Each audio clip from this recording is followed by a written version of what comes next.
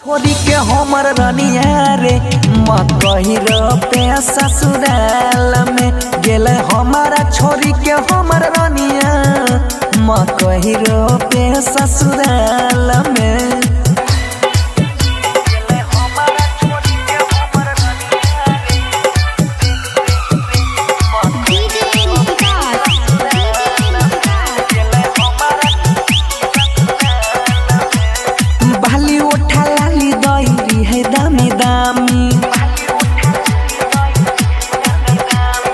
कहियो बेशरमी के रहले न कमी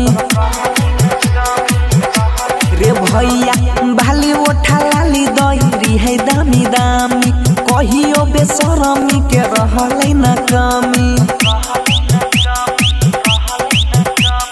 मोह का पर धोखा दे देलको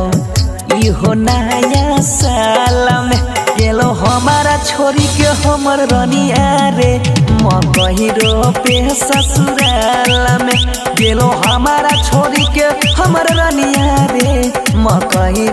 पे ससुराल में।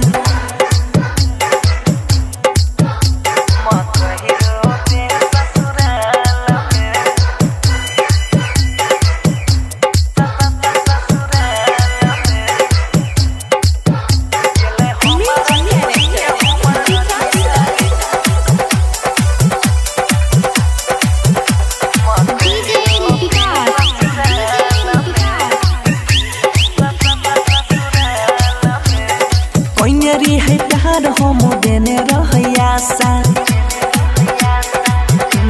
रे भैया सोईते जवान ऊपर हट दल के पासा